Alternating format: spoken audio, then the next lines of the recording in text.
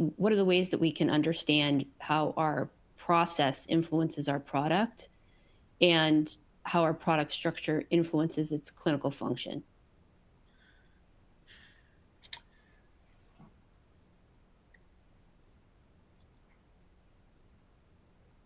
I think that ultimately it's all about knowledge management, right? Mm-hmm. We start with development where we develop a process. Sometimes it's not automatically documented well. We need to look into that detail and document things. Use quality risk management to help us evaluate each parameter to tell us what's important, and then move forward with data gathering to show that. I don't know really. I'm kind of stumped on this question actually, because it seems, on the one hand, it seems so obvious. Understand what we're doing, right? How do we do that? Ultimately, we're talking about knowledge management and using scientific methods to ensure claims about product quality as a result of a process change or a development activity are what we say they are. We're expected to know all aspects of that product. Comparability and the product characterization data is one of the most important tools to demonstrate the product journey from initial development to commercialization. And to me, it's not just a requirement, a regulatory requirement. It's a business requirement to ensure that we're adequately utilizing our resources. So I don't know what else to say on that topic, to be honest. Yeah, no, that's perfect. And I think that was excellent information for that question. So I appreciate it.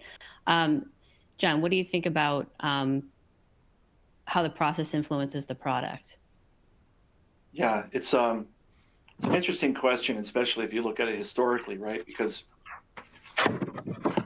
for years, folks were going around saying that the process is the product. And I think that's fallen out of favor at this point in the evolution of cell therapy manufacturing. That said, process most definitely influences the product, right? Because if it didn't, just try taking IL-2 out of your T cell expansion and see whether or not you're able to achieve dose. So process definitely affects product, but it's certainly not the product. Or else, if it were, if you had 50 patients and ran them all through the same process, you would get the same product on the back end. We know very clearly that's not the case. Why? Starting material is most certainly probably the most critical component in that observation. And so, as we start to think about ways to fix or otherwise address the difference between process as it's related to success, and then on the back end, understanding how structure, which I'll come to in a moment, I know that was part of the question, but as we start to think about this, one of the pieces of the solution, I think, is to standardize or otherwise harmonize common aspects of the process as much as possible. And, from my perspective, I think low-hanging fruit here, and I'm not exactly sure who drives it, but one area that the field, everybody does it, is apheresis, right? Collecting the leukopak. And yet, if you go to Sloan Kettering, they do it differently than they do at MD Anderson, who does it differently than they do at the Hutch.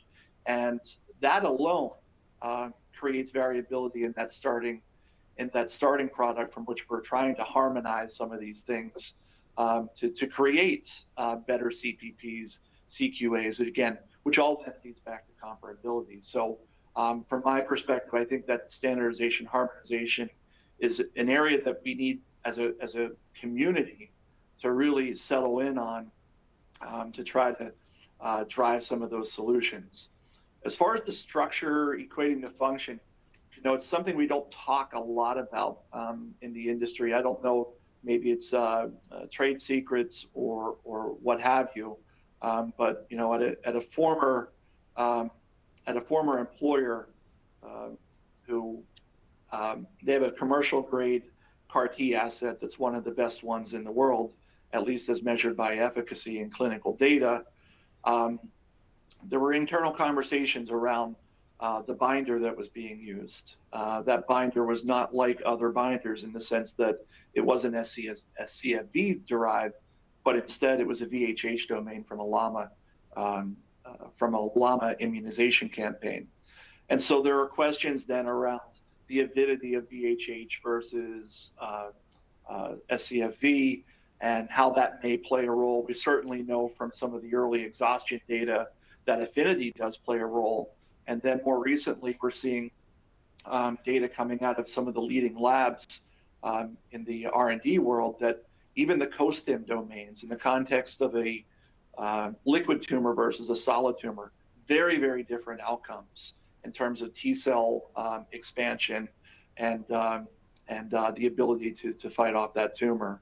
And so, bringing this all together, it's a mix. It's never one answer or another. There's certainly a key component here where the process does affect the product, but there's also that structure equating to function.